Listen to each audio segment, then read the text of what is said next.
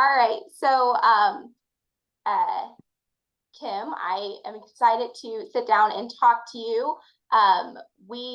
This will be put on for our virtual homeschooling week.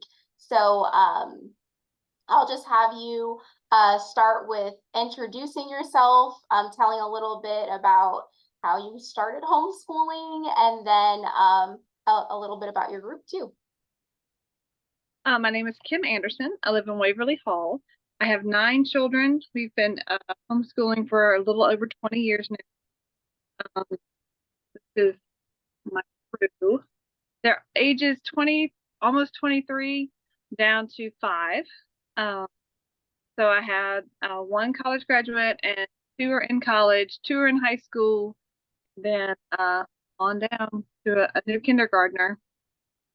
But yeah, so I met a family back when I was pregnant with my second child, and they had come to our house, and there was just something about the way the kids and the whole family interacted that you just don't see very often.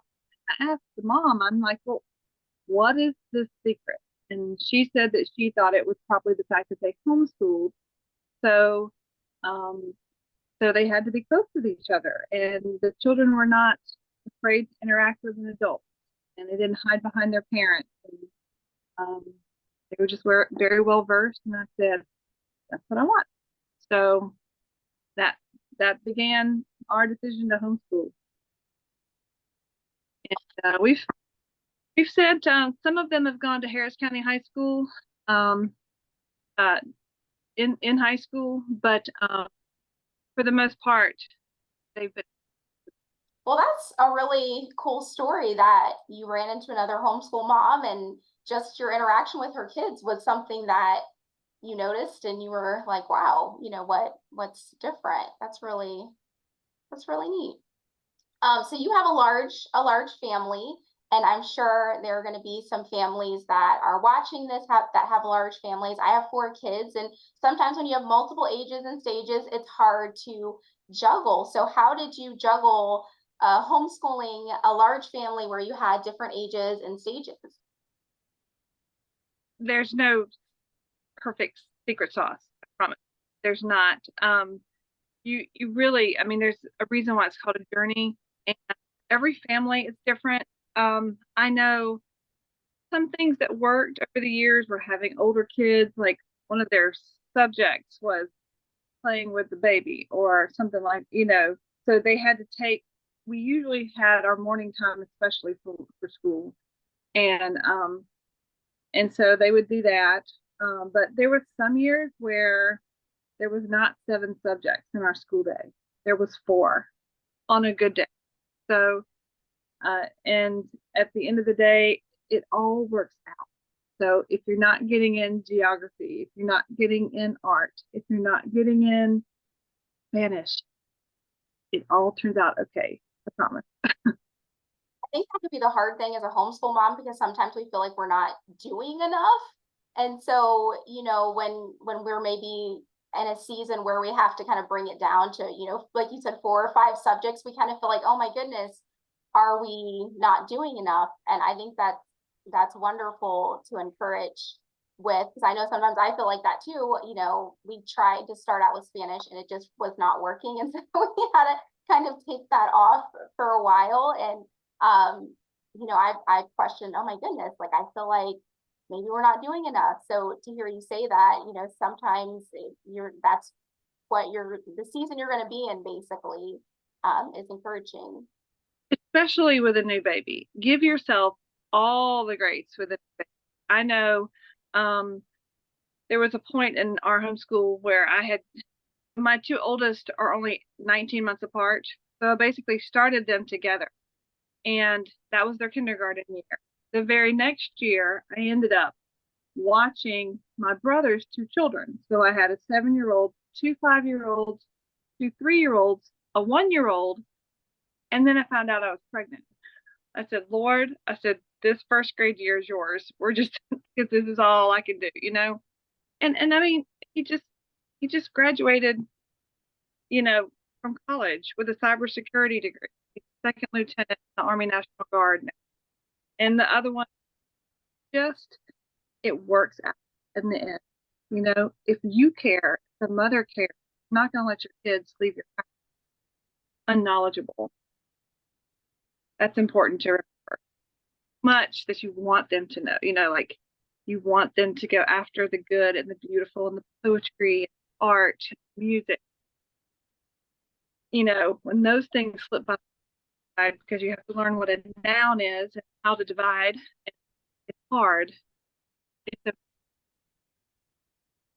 Now, with having older kids, I know you've graduated one, you have two in college. You said one is in cybersecurity and doing amazing things. I know that's another area that a lot of homeschool parents struggle with, is that transition from elementary school and middle school age to high school. How was that for you? Can you share your experience homeschooling older children, getting them prepared for college and things like that? So honestly, when my oldest was about to enter ninth grade, I was about to have our eighth baby. And so he went to Harris School. And he transitioned. He ended up, you know, an honor graduate with distinction. So I mean, he was prepared. My second son started in the 10th grade. And then my daughter, and then COVID happened. And so my daughter, the next one up, she actually didn't start high school at Harris County until the 11th grade. And because I had children in the high school, I understood what the high school was looking for. So when my daughter she did 9th and 10th grade at home, I knew that I needed to find classes that would transition to the high school. So they would, you know, that they would accept it. So we followed mainly a Charlotte Mason style of education here at the house, which the way they do science is like biology all year long or botany all year long, and then little bits of the different ones. So like for my high schoolers, and I did that with my elementary and middle, and we all tried to do that together, really, just on different levels. But for the high schoolers, I made sure that they're taking their own chemistry class or their own biology class, so that that would transition to the high school. And there's a Homeschool Connections is an online Catholic, and they have high school and middle school and actually elementary school now courses that you can take online, and you know, and they're great. They're absolutely wonderful with the kids. So just kind of looking at what your local high school does, or you know, just what your state requires, is the best place to start. Okay, that's good information too, because I know I see that posted a lot with families that are wanting to transition back into public school. What curriculum is accredited? How can I get my child transitioned back into school? And so that's great information that the Connections Academy, and then also, you know, looking at other resources. You don't have to be part of an accredited high school. Your high school on your own is accredited. So, you know, what the high school said was, what we'll do is we'll accept your grades. So for my son who went in the 10th grade, they said, we'll accept the grades that you gave him in the 9th grade. And then he'll be in a kind of trial period. So we'll see what grades he makes in the first semester here. And then if we make, you know, A's and B's, then we'll accept your A's and B's from the 9th grade. You don't have to be accredited for anybody. I just made a sheet that said honors biology 93. They accepted that as long as his grades once he got into high school reflected the same grade. Right. And that's I think really encouraging too, because I see that a lot posted about accredited, and I think there's this idea that there is this seal that needs to be put on curriculum or what you're teaching your child for it to be accepted.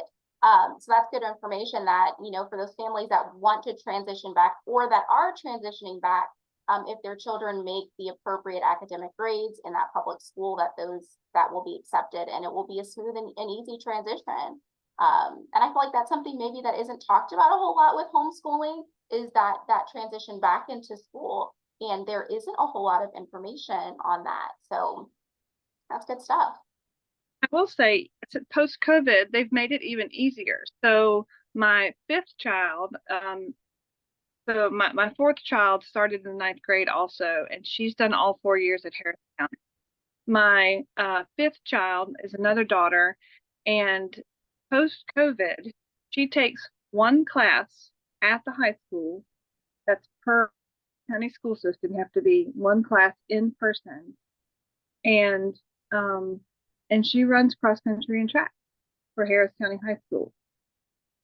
So we leave the house and we get her at the school about 1:30 every afternoon, and then she rides home with her sister, who's also on the track team. So it's worked out well. I appreciate it. I've learned after sending kids to the high school that we may not send the younger crowd to the high school.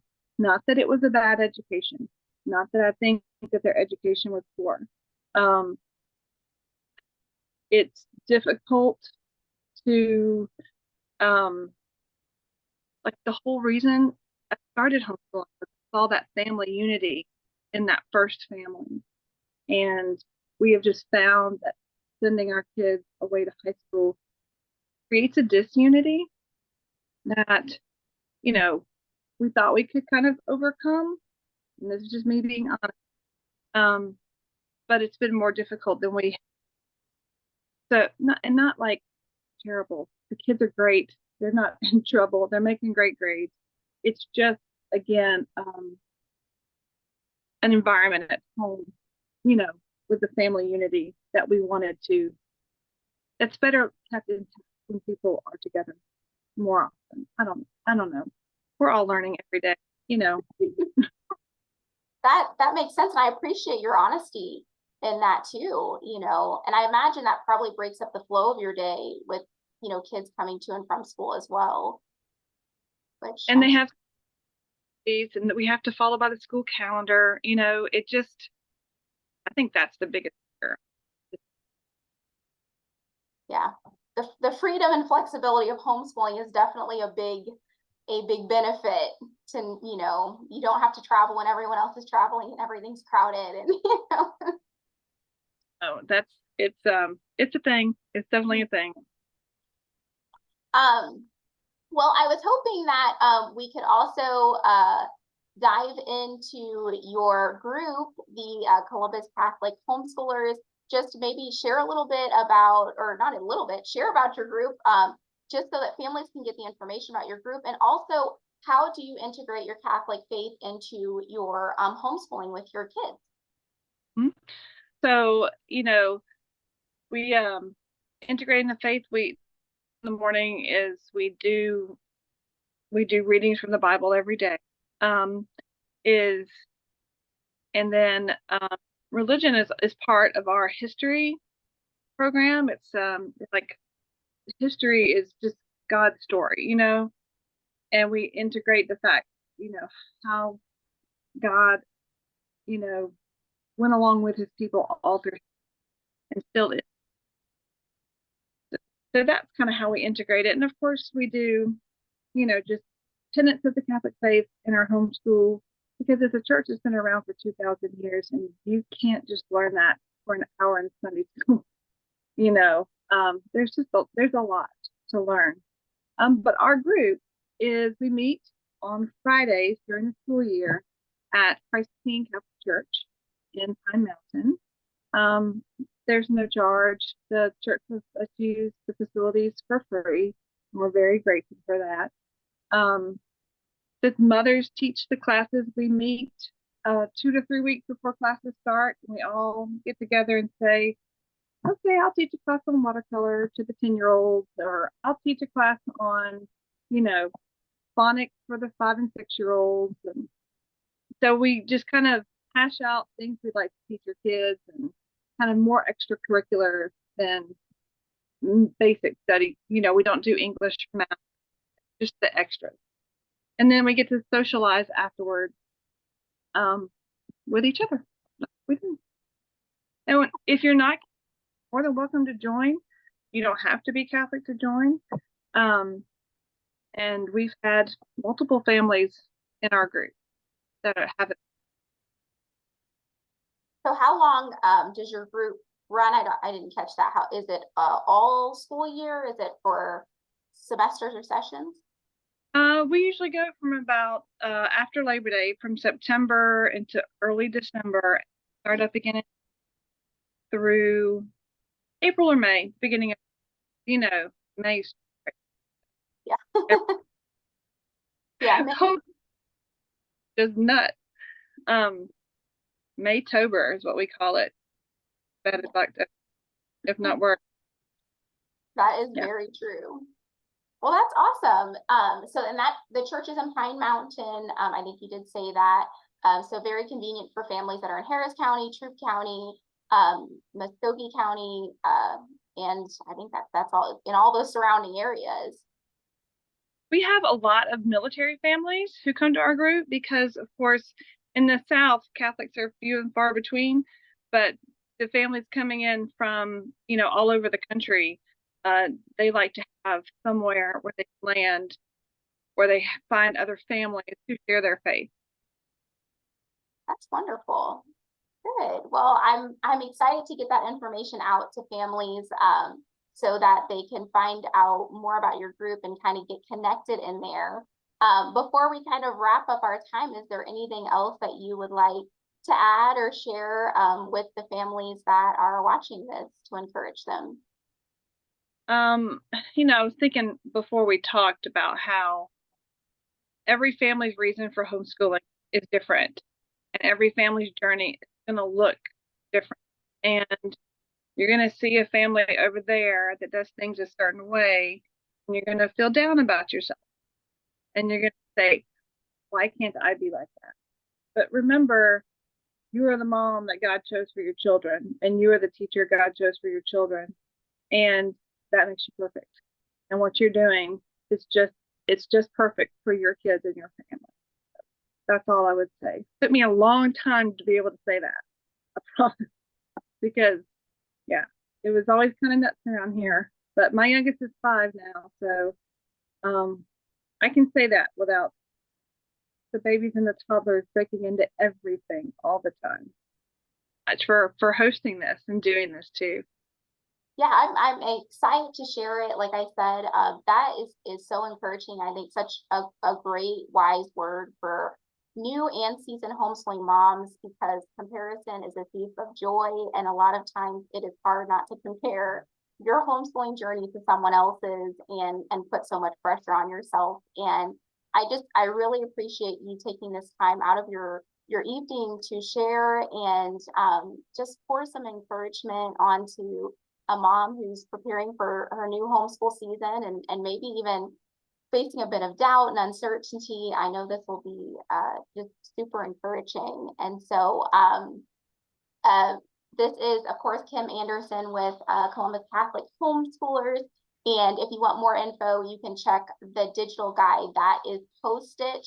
Appreciate everyone that is watching this. I will catch you tomorrow in our next discussion and just want to thank you for joining us on this discussion.